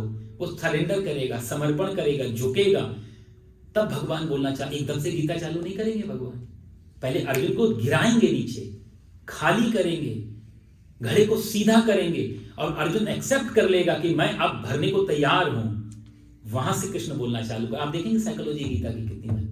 लेकिन युधिष्ठिर को उन्होंने वैसा होने का मौका नहीं, सीधा बोलना चालू कर दिया। और युधिष्ठिर को वैसा खाली करते तो युधिष्ठिर कृष्ण के सामने खाली होते भी नहीं। भगवान समझ गए, पूरी रात समझाया है, लेकिन युधिष्ठिर समझ में एक बात भी नहीं आई। भगवान समझ गए इनका मेरे प्रति भाव नहीं। तो फिर सुबह सारे पांडवों को लेकर के भगवान श्री कृष्ण इनको युधिष्ठिर और सबको लेकर के पितामह भीष्म के पास जाते हैं। और आपने देखा होगा वो दृश्य, चारों तरफ से पांडवों को खड़ा कर दिया। भगवान श्री कृष्ण जब आ रहे थे, पितामह भीष्म मुस्कुरा रहे हैं कि आओ केशव, मेरी मृत्यु को सुधारने के लिए तुम आ गए हो। तो भगवान श्री कृष्ण का ये वाक्य है महाभारत का कि पांडवों, ज्ञान का सूर्य अस्त हो रहा है। जो भी पाना चाहते हो, जो भी जानना चाहते हो, जान लो, क्योंकि आज के बाद ये सूर्य अस्त हो गया। ज्ञान का सूर्य, इतना गौरव, इतना आदर दिया है भगवान श्री कृष्ण ने पितामह भीष्म को। बहुत बड़ी बात है ये। खुद गीता जिसने सुनाई वो इसके लिए कहता है ज्ञान का सूर्य अस्त हो गया, जान लो इसे। और तब युधिष्ठिर को झुकाया है और प्रणाम करके फिर वहां प्रश्न हुए हैं। और पितामह भीष्म ने जो उपदेश दिया है, अनुशासन पर में, शांति पर में, आप पर दान धर्मान, राज धर्मान, मोक्ष धर्मान, विभागसा, स्त्री धर्मान, भगवत धर्मान, समासभ्यासी युगत। राजा को कैसा होना चाहिए, दान कैसा होना चाहिए, राजधर्म कैसा होना चाहिए, स्त्री धर्म कैसा होना चाहिए। बड़ी अच्छी व्याख्या है। उतना तो समय नहीं हो तो बहुत लंबी कथा चली, 5 दिन तो उस पर ही चाहिए कम से कम। वो प्रसंग मैं तो थोड़ा इसमें और ऐड करूं, जब ये प्रसंग चल रहा था तो द्रौपदी भी हंस गई थी बीच में, द्रौपदी की हंसी निकल गई। पितामह भीष्म के सामने कोई ऊंची आवाज में बात, सिर्फ अर्जुन के अलावा कोई ऊंची आवाज में बात नहीं करता था। अर्जुन थोड़ा सा खेलता कूदता था। आज द्रौपदी को हंसते हुए देखा तो पितामह भीष्म ने कहा, बेटा तुम्हें ऐसे अचानक हंसी आई, इतना गंभीर चर्चा चल रही, मैं उपदेश कर रहा हूं, तुम हंस। द्रौपदी बोली, नहीं प्रभु माफ कर दो दादा, नहीं, कुलीन स्त्रियां इस तरीके से बेवजह नहीं हंसती हैं। यदि मुस्कुराई हो तो राज्य बता दो, मरने जा रहा हूं, शरीर छोड़ रहा हूं, कुछ बोझ लेके नहीं जाना चाहता, बताओ। तब द्रौपदी ने वही बात हो रही है, पितामह आज आप जो उपदेश कर रहे हैं इतना गहरा है। जिस समय मेरी दुशासन साड़ी खींच रहा था, एक वस्त्र में मैं थी, और उस समय मैंने सबसे पहले प्रार्थना आपसे, बहुत लंबा प्रसंग है, सबसे पहले प्रार्थना मैंने आपसे की थी, आपने सिर झुका लिया था। क्यों? जानते हुए भी क्यों? यह प्रश्न भीष्म पितामह की तरफ छोड़ा है और उसके बारे में बहुत लंबी चर्चा की। शॉर्ट में बताऊं मैं आपको, पितामह भीष्म कहते हैं कि दुर्योधन का दूषित अन्न खाकर मेरी उसमें बुद्धि ऐसी कुंठित हो गई थी। मैं देख रहा था कि अन्याय हो रहा है, अत्याचार हो रहा है, रोकने की सामर्थ्य मेरे में थी। और बेटी मानो ना, ये 40 दिन से जो एक एक रोम में जो बाण घुसे हुए हैं, ये जो पीड़ा सह रहा हूं ना, हजारों बिच्छू काटे, जितना दर्द होता है उससे हजारों गुना दर्द मुझे आज हो रहा है इन बाणों को सहकर। ये पीड़ा इसलिए सह रहा हूं कि तेरा जो उस दिन अपमान हो रहा था उसका प्रायश्चित कैसे करता, उसके लिए मुझे दोबारा आना पड़ता, लेकिन मैं इसी जन्म में प्रायश्चित, ये बाण इसीलिए शरीर को छेदे गए, इसलिए 40 दिन से लेकर एक एक रक्त की बूंद निकल जाए दुर्योधन के दूषित अन्न की, कुछ भी ना बचे। तेरे ही उस चीज प्रश्न का ही तो प्रायश्चित है ये। द्रौपदी को अंतिम उत्तर दिया है भीष्म पितामह। ये भीष्म बहुत बहुत अद्भुत पात्र है कौरवों का। कभी गहराई से यदि आप थोड़ा सा चिंतन करेंगे इनके पढ़ के तो बड़ा आनंद आए। कृष्ण के पैरेलल है कौरवों। भगवान भीष्मश्च कर्णश्च, कर्ण का नाम लिया है। कर्ण भी अद्भुत है, आप जानते हैं। कर्ण को भी भगवान समझाने गए थे, कर्ण तुम आ जाओ, तुम तो राधे नहीं हो, तुम तो कौंतेय हो। यही तो कहा था भगवान ने, तुम कौंतेय हो, तुम कुंती के सबसे ज्येष्ठ पुत्र हो, तुम्हें तो पांडवों की तरफ से लड़ना चाहिए। कर्ण ने कहा आज क्यों बता रहे थे, अब क्यों, अब क्या जरूरत थी। कर्ण से भगवान कहते हैं मैं तुमसे कुछ मांगने आया हूं, तो कहता है मैं निराश नहीं करूंगा, लेकिन जो मांग रहे हो नहीं दे पाऊंगा। क्यों? क्योंकि मैं बंधा हुआ हूं प्रतिज्ञा से। दुर्योधन के साथ मित्रता की जो डोरी है, मैं उसको छोड़ नहीं सकता इस समय। बहुत समझाया था भगवान ने, बहुत। कर्ण बोला नहीं अब नहीं, लेकिन हाँ आज तक कर्ण के दरवाजे से कोई खाली हाथ नहीं गया। वो भी बड़ा अच्छा संवाद है कर्ण का कृष्ण का, जो गुपचुप रूप से संवाद हुआ, इसमें तीसरा कोई नहीं था। कृष्ण ने बहुत कोशिश की, महाभारत युद्ध नहीं हुई। जो लोग कृष्ण पे उंगली उठाते हैं, मैं किसी का नाम नहीं लूंगा, ऐसे कुछ धर्म भी हैं जिन्होंने कृष्ण पे की, इन्होंने हिंसा कराई। कृष्ण ने जितना रोकने की कोशिश की युद्ध को, उतना किसी ने भी नहीं किया। भगवान श्री कृष्ण लास्ट तक लगे रहे, युद्ध रुक जाए। इंडिविजुअली बात करने जाते हैं पितामह भीष्म से, द्रोणाचार्य से। ये रात को कर्ण से जो बता रहा है कि शायद कर्ण हट जाए या कर्ण जाके युद्ध को, दुर्योधन को समझा दे, मित्र है, शायद बात मान जाए, युद्ध टल जाए। कर्ण को कौंते तक कह दिया, कुंती के सब राज खोल दिए आज, तो भी कर्ण डिगा नहीं। उसने बोला वो तो वापस तो मैं नहीं आऊंगा, लेकिन हाँ तुम आज पहली बार मेरे पे मांगने आए हो, केशव निराश तो तुम्हें नहीं करूंगा।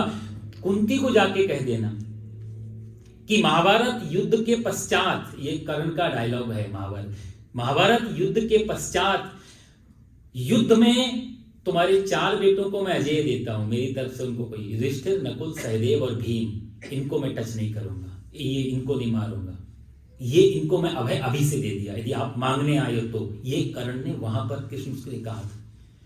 4 को मैं छूंगा नहीं, अर्जुन को मैं छोड़ूंगा नहीं, तो या तो युद्ध में अर्जुन मेरे को मारेगा या मैं अर्जुन को मारूंगा। आप कुंती से कह देना कि तेरे 5 बेटे थे, युद्ध के पश्चात तेरे बेटे 5 ही रहेंगे। ये अर्जुन का डायलॉग, कर्ण का डायलॉग। कुंती के पुत्र 5 ही रहेंगे, एक तो जाएगा। द्रोणाचार्य को भगवान भीष्मश्च कर्णश्च कृपश्च समितिंजय, कृपाचार्य द्रोणाचार्य के तो साले हैं, कृपी, इनकी बहन के साथ विवाह हुआ। अश्वत्थामा का, द्रोणाचार्य का, द्रोण को समझाने गए। द्रोण से कहा भगवान ने कि तुम मान जाओ, कम से कम आपने बाण विद्या सिखाई, आप हटोगे तो शायद भीष्म पितामह को हिम्मत आ जाए, कर्ण को हिम्मत आ जाए, क्योंकि सब सुधरे हुए लोग हैं, सब धर्म संकट में हैं, सब दुविधा में हैं। कोई नहीं चाह रहा, जरा सी माचिस की तीली चाहिए, बहुत सूखा हुआ पराल है, एकदम जल जाएगा। कोई ओपनिंग नहीं करना चाह रहा, तो आप शुरुआत कर लो, क्या पता ये लोग पीछे पीछे आ जाएं, दुर्योधन हताश हो जाए। द्रोणाचार्य देखो, आप द्रोणाचार्य को जब समझाए, कितना अच्छा द्रोणाचार्य का वक्तव्य है महाभारत में, बहुत फेमस श्लोक है। द्रोणाचार्य कितनी अच्छी बात कहते हैं। द्रोणाचार्य कहते हैं, केशव मैं आ तो जरूर जाता, लेकिन आ क्यों नहीं रहा हूं? कारण अर्थस्य पुरुषो दासो। ये महाभारत में द्रोणाचार्य जी का वचन है कि अर्थस्य पुरुषो दासो दासस्त्वर्थो न कस्यचित् इति सत्यम महाराज। और बद्धोस में अर्थेन कौरवैहि, ये महाभारत का बहुत प्रसिद्ध श्लोक। अर्थ से पुरुष जो है ना, अर्थ मीन्स होता है पैसा, धन। अर्थस्य पुरुषो दासो, पुरुष जो है पैसे का गुलाम है, धन का गुलाम है। ये 5000 साल पुरानी घटना है और आज भी आप देखें बराबर घट रही। पुरुष धन का गुलाम है, अर्थस्य पुरुषो, और दासस्त्वर्थो न कस्यचित्, और धन किसी का गुलाम नहीं है। धन के बिना हम रहें ऐसी कल्पना करना मुश्किल है, लेकिन धन कभी नहीं कहता तुम्हारे बिना हम नहीं रहेंगे। हम कहते हैं मेरा घर, घर कभी नहीं कहता तुम हमारे हो। हम मर जाते चले जाते, घर जो कहते हैं वहीं पर रहता है। हम कहते हैं जिसको भी हम मैं मेरा कहते हैं, मेरी कार, मेरा घर, मेरी जॉब, मेरा टाइटल, मेरा ये सब कुछ, जिसको भी हम मेरा मान के और अपने आप को प्रेजेंट करते हैं, उनमें से कोई भी चीज ऐसा दावा नहीं करती कि आप हमारे हो। क्योंकि जब हम खिसकते हैं, जब हम जाते हैं, तो कोई भी हमारे पीछे नहीं आती कि हम खत्म हो जाएंगे क्योंकि आप चले गए। दासस्त्वर्थो न कस्यचित्, धन किसी का गुलाम नहीं, धन किसी का दास नहीं। इति सत्यम, ये सत्य है और ये त्रिकाला वादित सत्य है। जो पहले वो अब है, वो बाद में भी रहेगा। ये एक जैसा है। इसलिए प्रभु क्षमा करना, क्योंकि मैं बद्धोस्मि अस्मि बद्धः अर्थेन कौरवैहि, मैं कौरव के पैसे के मतलब धन से बद्ध अस्मि, मैं बंधा हुआ हूं। मेरी सैलरी पे जो चेक है ना, जो सैलरी चेक आता है, सिग्नेचर दुर्योधन के होते हैं, मैं कैसे छोड़ दूं उनको? आपको मैंने पहले दिन भी बताया था, ये he was the first paid teacher थे ये द्रोणाचार्य। उससे पहले परंपरा नहीं थी गुरु शिष्य में धन लेने की। गुरुकुल में शिष्य आते थे, ये गुरुजी थे जो घर को जाके गुरुकुल बनाया था इन्होंने, और पैसा लेकर के पढ़ाना शुरू किया था। और आज उन्होंने स्वीकार कर लिया इस बात को, दासस्त्वर्थो, मैं नहीं आ सकता। बहुत कोशिश की है यहाँ पर। इन सब के नाम भी नहीं, तो चर्चाएं ऐसी, जितना श्लोक में अंदर जाते रहो, डुबकी लगाते रहो, बहुत नए नए मोती मिलते रहते हैं। लेकिन थोड़ा अभी भगवान श्री कृष्ण की वाणी सुनने हम लोग बैठे हैं, तो थोड़ा आगे बढ़ते हैं। इस 8वें श्लोक में उसने यहाँ पर फिर आगे कुछ और लिस्ट बता रहा है। 9वां श्लोक प्लीज।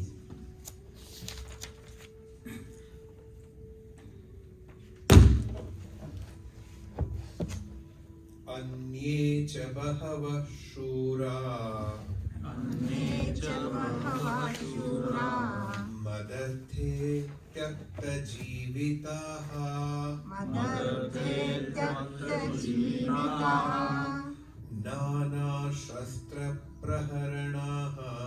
नानाशस्त्रप्रहरणाः सर्वे युद्धविशारदाः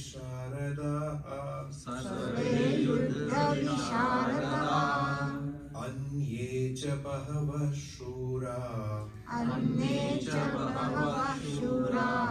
मदर्थे मदर्थे त्यक्तजीविताः जीविताः नानाशस्त्रप्रहरणाः सर्वे युद्धविशारदाः 10वां श्लोक भी ले लेना प्लीज, टाइम कम है।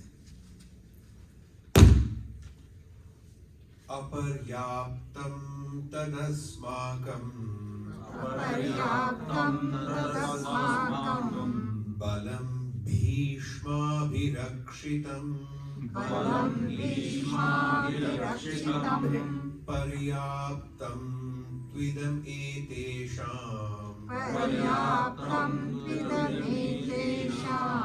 बलं भीमाभिरक्षितम्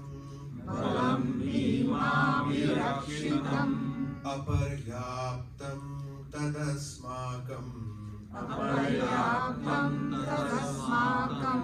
बलं भीष्माभिरक्षितम् पर्याप्तं त्विदम् एतेषां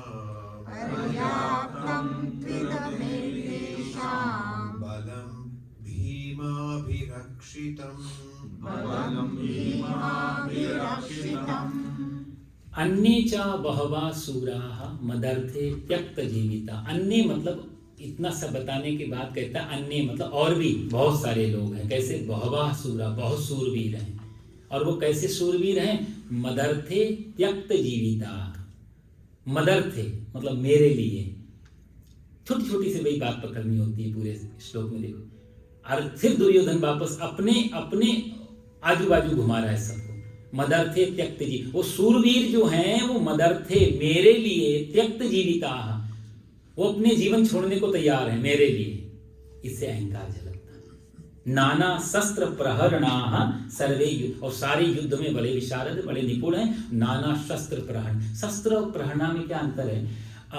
शस्त्र उसको बोलते हैं जो चीज हाथ से चलाई जाए उसको बोलते हैं शस्त्र। जैसे कि भाला है, त्रिशूल है, ये हाथ में होल्ड करके चलाए जाते हैं, इनको बोलते हैं शस्त्र।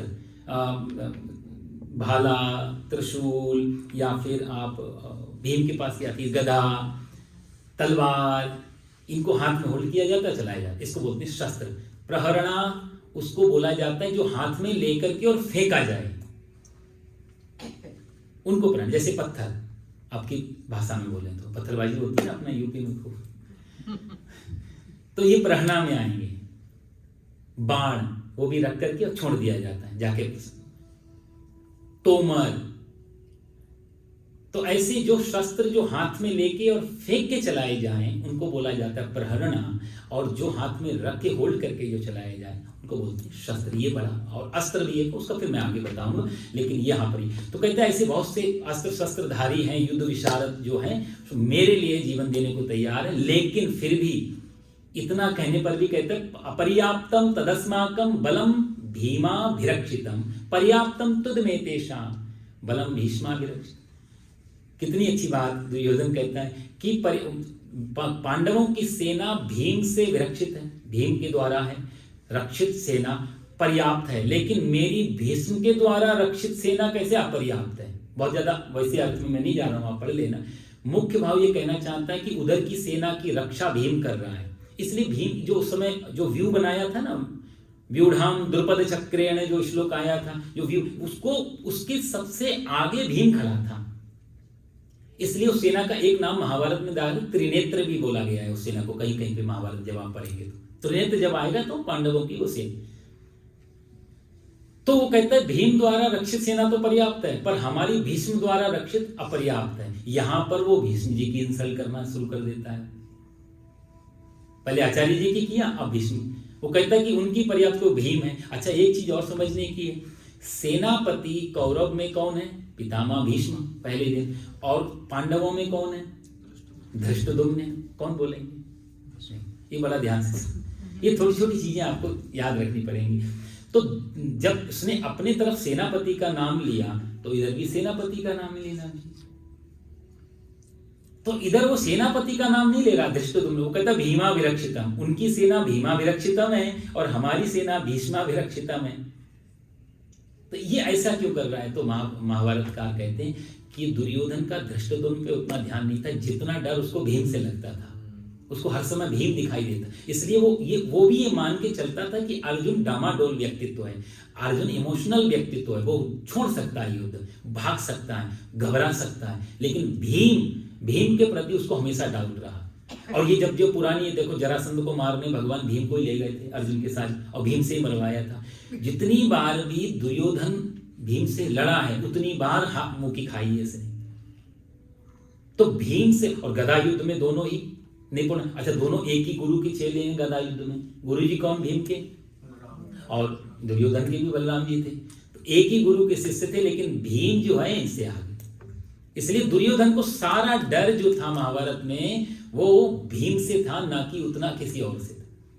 इसलिए वो बार बार कहता है कि बलम भीमा विरक्षितम, ये जो पांडवों की सेना है ये भीमा से है और ये जो हमारी सेना है भीष्म से। दूसरा इसका एक कारण और भी है, वो ये दुर्योधन को ये लगता है कहीं ना कहीं, अगले श्लोक में इसी बात को वो कहेगा, तो मैं फिर अगली बार में बताऊं क्यों वो भीष्म को लेता है और अपर्याप्त बताता है। भीम को लेकर के तो वो अपना डर जाहिर कर रहा है, क्योंकि चक्कर एक और भी है ना, जब कृष्ण के पास मांगने गए थे सेना और कृष्ण, दो चीजें थी। दुर्योधन ने सेना मांगी थी, अर्जुन ने कह दिया आप ही बचे, आप हमारे साथ भगवान। तो जब संसार को कोई भी मांगेगा तो उसको भय रहेगा, ये इस श्लोक का तात्पर्य महाभारतकार कहते। दुर्योधन ने सेना मांगी, माने संसार मांगा, तो संसार जब मांगेंगे तो उसको संभालने का डर हमेशा, भाई बड़ा खरीदी ले लिया तो मेंटेनेंस, दुनिया भर की खर्चे, इसका भय तो रहेगा। कोई भी जब हम बड़ी चीज लेते हैं, कोई भी चीज, उसको संभालने की जिम्मेदारी भी तो हम पे आती है, फिर उसका भय बन। तो संसार जब हम मांगते हैं तो संसार को संभालने का भय साथ में, जो कि दुर्योधन के पास है क्योंकि सेना मांगे, और कृष्ण ने और अर्जुन ने मांगे। कृष्ण जब भगवान को मांगते हैं तो योगक्षेमम वहाम्यहम्, भगवान कहते हैं मैं तुम्हारा योगक्षेम वहन कर दूंगा। तो अभय को मांगेंगे तो अभय आएगा, निर्भय को मांगेंगे निर्भय आएगा, भय मांगेंगे तो भय। तो मांग क्या थी? तो दुर्योधन की मांग संसार की थी, अर्जुन की मांग भगवान की थी। अर्जुन निर्भय है, पांडव निर्भय हैं, लेकिन दुर्योधन को डर है क्योंकि मांग गलत थी, शुरुआत गलत थी। अगले श्लोक में वो बताता है भीष्म से उसे क्यों डाउट है। आप ये अगला श्लोक में अयनेषु च सर्वेषु यथा भागम् अवस्थिताः भीष्मम् एवाभिरक्षन्तु भवन्तः सर्व एव हि। 12वां श्लोक, 12वां 13वां दोनों का। तस्य संजनयन्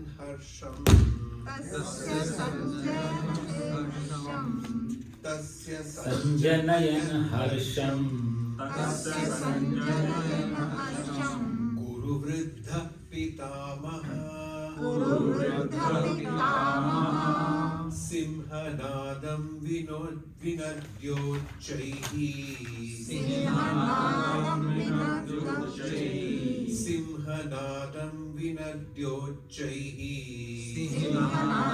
विनद्योच्चैः शंखं दध्मौ प्रतापवान् तस्य संजनयन् हर्षम् गुरुवृद्धः पितामहः सिंहनादं विनद्योच्चैः शंखं दध्मौ प्रतापवान् ततः शंखाश्च भैर्यश्च प्रणवानकगोमुखाः सहसैवाभ्यहन्यन्त स शब्दः सशब्दस्तुमुलो अभवत् सशब्दस्तु मूलोऽभवत्। ततः शङ्खाश्च भैर्यश्च प्रणवानकगोमुखाः सहसैवाभ्यहन्यन्त सशब्दस्तुमुलोऽभवत्। यहाँ पर वो कहता है अन्य अयनेषु च सर्वेषु यथा भागम अवस्थिता भीष्म भी। वो कहना ये चाहता है कि भीष्म से उसे डर था कि उसके तो सारे अपने रथियों को कह रहा है कि आप जाके भीष्म की रक्षा करो, भीष्म को घेर लो जाकर के। पितामह भीष्म चिरंजीवी हैं, आप जानते हो 7 चिरंजीवी हैं, अश्वत्थामा, बलि, व्यास, हनुमान, ये सब 8वें मार्कंडेय ऋषि हैं। तो इनको तो रक्षा करने की कोई जरूरत ही नहीं थी, लेकिन फिर भी यदि भीष्म के लिए वो डाउटफुल है, इसका मतलब वो ये जानता है कि भीष्म पितामह खड़े तो मेरे पक्ष में क्योंकि प्रतिज्ञा में बने हैं, पर सॉफ्ट कॉर्नर उनका अभी भी पांडवों के साथ है कि ऐसा ना हो वाणी नहीं चलाएं, युद्ध ढंग से ना करें। एक कारण तो ये। दूसरा कारण ये था कि वो जानता था कि भीष्म पितामह के सामने यदि शिखंडी आ जाएगा तो युद्ध नहीं करेंगे, तो धोखे से शिखंडी को नहीं आने देना, इसलिए पितामह भीष्म के चारों ओर खड़े हो जाओ, जिससे शिखंडी आए तो तुम उसको भगाओ, जिससे युद्ध में ये लगातार बने रहे। तो ये 2 कारण में से कोई कारण ये था। जब ये सब कर रहा था पितामह भीष्म बोले इसको यदि ऐसे छोड़ दिया तो ये बकबक करता ही रहेगा, कभी मेरे पे डाउट, कभी द्रोणाचार्य की इंसल्ट करता रहेगा। उन्होंने बोला इसे एक ही चक्कर खत्म करने का एक ही है। तथा संजनयन हर्षम कुरु विद्धा पितामह सिंहनादम, सिंह के समान उन्होंने क्या किया, अपना शंख बजाया। द्रोणाचार्य और भीष्म पितामह जी ने अपना जब जोर से शंख बजाया। तथा शंखाश्च भैर्यश्च पड़वानक गोमुखाः। यहाँ पर जब उन्होंने जैसे शंख बजाया उसके बाद इसमें आता है कि पड़वानक गोमुखाः सहसैवाभ्यहन्यन्त सशब्दस्तु मूलोऽभवत्। फिर सबके शंख कौरव सेना में और लोगों ने भी शंख बजाए हैं। तो यहाँ पर आता है कि पड़वानक गोमुखाः 3 चीजें हैं। पड़ब एक शब्द है, पड़ब बोलते हैं ढोल को, जो हम ढोलकी बजाते हैं उसको बोलते हैं पड़ब। एक होता है आनक, पड़ब आनक है ना, तो पड़ब आनक एंड गोमुखा 3 चीजें हैं। तो इससे शब्द मिला करके बना पड़वानक गोमुखाः। पड़ब मतलब ढोल, आनक मतलब होता है मृदंग, जो आप साउथ वगैरह में देखते हैं वो मृदंग बजाया जाता है। और इसको एक नाम और पखवाज, वो भी शायद पखावज, सॉरी, उसको वो भी इसी को आनक को बोला जाता है।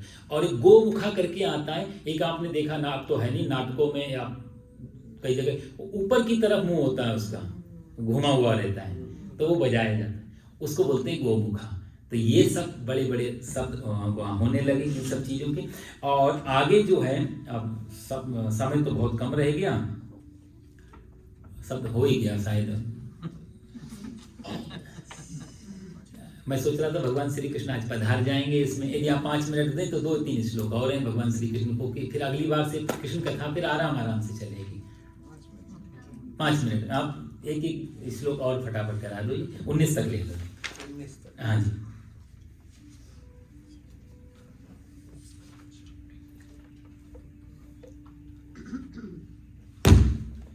ततः श्वेतैर्हयैर्युक्ते महति स्यन्दने स्थितौ माधवः पाण्डवश्चैव दिव्यौ शङ्खौ प्रदध्मतुः।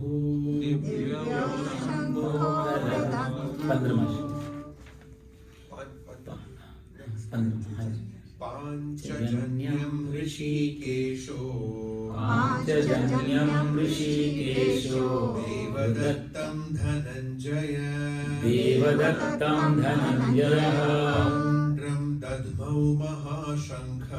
पौण्ड्रं दद्मौ महाशङ्खम् भीमकर्मावृकोदरः अनन्तविजयं राजा पुत्रो युधिष्ठिरः कुन्तीपुत्रो युधिष्ठिरः नकुलः सहदेवश्च नकुलः सहदेवश्च सुघोषमणिपुष्पकौ सुघोषमणिपुष्पकौ काश्यश्च परमेश्वासः शिखण्डी च महारथः दृष्टद्युम्नो विराटश्च सात्यकिश्चापराजितः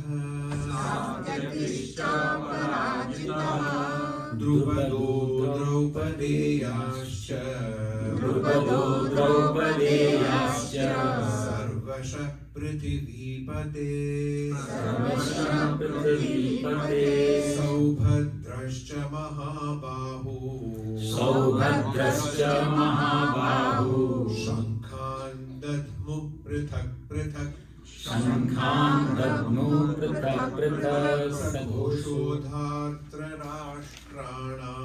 सर्वोषोधार्त्रराष्ट्राणाम् हृदयानि व्यधारयत् नभश्च पृथिवीं चैव तुमुलो व्यनुनादयन् सो ये इसलिए करवाया क्योंकि यहाँ तक सब शंख नगाड़े और सब चीजों का वर्णन था। इसके बाद फिर अर्जुन का वक्तव्य शुरू होगा 20वें श्लोक से और वहां से फिर आगे का प्रारंभ होगा। इसलिए अभी तो इसका मुख्य भाव ये था कि अब भगवान पधार रहे। कितनी सुंदर तथा श्वेतर हयर युक्त सफेद घोड़ों से बना हुआ ये रथ है, श्वेत धारण किए हुए भगवान। कई बार ये श्लोक ऐसा है, एक महात्मा जी थे बंगाली हमारे, वो पूरी गीता का पाठ करते थे पहला अध्याय, और जो पाठ करते करते जब इस श्लोक पे पहुंचे तो बेचारे आगे बढ़े ही नहीं, रोने लग जाए। साक्षात देखते पूरी गीता सिर्फ इसी श्लोक पे आगे रुक जाए, सारा खूब जोर जोर से पढ़े। तो लोगों ने कहा महाराज आप इस आगे तो बढ़ो, बोला तो भगवान आ गए, अब क्या आगे बढ़े कि रथ आ गए, भगवान आ गए। तो उनका ये ऐसा था कि उनको दिखता था, सब कोई भाव प्रकट होता था। यदि आप श्लोक को पढ़ें और भाव साथ में रखें तो बड़ा आनंद आता है इनको। तो यहाँ पर कहते हैं कि अर्जुन के साथ भगवान रथ में बैठे हुए और अब महाभारत में वो प्रवेश कर रहे हैं। सफेद रंग जो है वो शांति का रंग होता है। यहाँ पर किसी भी एक चीज पहले बुलेट पॉइंट में आपको बताऊंगा, फिर अगले बार में चर्चा। किसी के भी रथ का वर्णन और किसी रथ का वर्णन संजय ने नहीं किया, सिर्फ भगवान श्री कृष्ण जिस रथ में बैठे हुए हैं सारथी बन करके अर्जुन के, उसी का वर्णन है। पहली चीज है, आप देखोगे और किसी का वर्णन नहीं है। दूसरा ये जो रथ था वो चित्ररथ नाम के गंधर्व ने अर्जुन को दिया था। ये घोड़े देवताओं ने दिए थे, क्योंकि उनको मालूम है लगाम भगवान के हाथ में आने वाली है। तो जो भगवान कहते हैं भगवान मेहरबान, गुरु मेहरबान तो चेला पहलवान, सारे संयोग बनते चले गए। यहाँ भगवान को माधव कह के शब्द किया गया, तथा श्वेत हयर युक्त है और महती से अंदर तो माधव पांडवश्चैव, माधव शब्द। माँ मतलब होता है माँ मतलब माँ लक्ष्मी का नाम है। जब आप श्री सूक्तम पढ़ेंगे उसमें माधव, तो माँ मतलब लक्ष्मी और धव मतलब पति, लक्ष्मी के जो पति, इसलिए भगवान का नाम पड़ा माधव। तो भगवान माधव जो उनके साथ आ रहे हैं कौरवों की। इधर भगवान ने जो इन्होंने शंख बजाया तो भगवान ने इधर से शंख बजाया। यहाँ पे समझने वाली बात यह है कि उधर से सेनापति शंख बजाता है तो धृष्टद्युम्न को बजाना चाहिए था, सेनापति को बजाना चाहिए था, भगवान ने बजाया। ये बहुत गहरा यहाँ पर एक अर्थ यह है कि कौरवों की तरफ से पहला शंख बजाया। पहले तो आप ये ध्यान रखना, इसका मतलब एक चीज तो निश्चित हो जाती, युद्ध कौरवों की तरफ से शुरू हुआ, पांडवों की तरफ से नहीं। शंख ध्वनि यहां से हुई है। तो जो भी कोई गीता पे प्रश्न उठाए या कृष्ण पे प्रश्न, तो आप ये कह सकते हैं कि आप गीता पढ़ के देखो, पहला शंख ध्वनि युद्ध का पहला जो शुभारंभ था वो कौरवों की तरफ से हुआ है। भगवान ने उसके बाद शंख बजाया है। भगवान ने क्यों बजाया, इसके पीछे यही कारण था। पर पांडव तो सरेंडर कर चुके थे भगवान को कि तुम जैसा आज्ञा दो वैसा ही, तो पांडव तो बजाते भी नहीं, तो श्री कृष्ण को आगे किया। इसका मतलब हर काम में यदि हमारे पास शांति है तो भी परमात्मा शांति दूत बन के भी भगवान गए और युद्ध के लिए भी शंख भगवान ही बजा रहे हैं। आप देख रहे हैं दोनों चीजों के मैच हो रहा है। शांति का प्रयास जब विफल हो गया तो भगवान ने शंख बजा के, यहाँ पर क्या होता है, बहुत समझने की बात, हमारे को जब कोई काम आता है, मान लिया आपने हमको गाली दी, उसके बदले में हमने आपको गाली दी, और भगवान, इन्होंने शंख बजाया, भगवान ने भी शंख बजाया, इन दोनों में एक चीज अंतर है, बहुत सूक्ष्म अंतर है, जो गीता आगे जाके पकड़ में आएगी ये बात आपको। अंतर ये कि हम जब कोई हमारे पे एक्शन होता है, कोई कर्म होता है, तो एक्शन के बदले में हमारा रिएक्शन होता है। तो रिएक्शन जब तब तक होगा जब तक मैं रहेगा, क्रोध रहेगा, अहंकार होगा, तो एक्शन का रिएक्शन होगा। भगवान एक्शन को रिएक्शन में नहीं कर रहे हैं। नहीं तो पूछ सकते थे भगवान ने भी शंख किया, भीष्म के रिएक्शन में बजाया, नहीं नहीं, यही अंतर है भगवान में, धर्मात्मा में, महापुरुषों में कर्म करने का और हमें आम। भगवान का एक्शन रिएक्शन नहीं बल्कि रिस्पॉन्स है, प्रतिसंवेदन संस्कृत में जो शब्द आता है, वो प्रति उत्तर नहीं दे रहे हैं कि तुम युद्ध चाहते हो तो हम भी युद्ध चाहते, नहीं नहीं, युद्ध आ रहा है तो हम युद्ध के लिए भी तैयार हैं। ये बहुत गहरा है थोड़ा समझने में, आप यदि ध्यान दें तो जो भगवान ने शंख बजाने का जो काम है वो रिस्पॉन्स में है कि यदि आपने युद्ध भेजा है तो यहां पर तैयार है हम लोग। तो परमात्मा शांति भेज रहा है तो भी तैयार है, युद्ध भेज रहा है तो भी तैयार। ये भगवान के शंख बजाने के पीछे गहरा भाव था कि भगवान रिस्पॉन्स कर रहे थे। पांचजन्यम ऋषिकेशो देवदत्तम धनंजय। सो पांचजन्य भगवान जब संदीपनी आश्रम में पढ़ते थे ना, तो गुरुजी से कहा गुरु दक्षिणा ले लो, तो पुत्र की याद आई कि मेरा बेटा तुम्हारे बराबर होता, अच्छा मैं लेके आ। समुद्र में एक मुर नाम का दैत्य था, तो उसको भगवान ने मारा, पंचजन नाम का राक्षस था, उसको मारा, और उसकी हड्डी का में शंख था, तो उस शंख को भगवान ने वहां से प्राप्त किया, उसी का नाम पांचजन्य शंख है। तो भगवान ने पांचजन्य शंख बजाया। और देवदत्तम धनंजय, अर्जुन ने जो है वो देवदत्त नाम, ये देवताओं द्वारा मिला हो, देवदत्ता देवदत्ता, जो देवताओं ने दिया हो वो देवदत्त। धनंजय नाम इसलिए पड़ रहा है यहाँ अर्जुन का। अच्छा, दोनों यहाँ माधव शब्द, यहाँ धनंजय शब्द।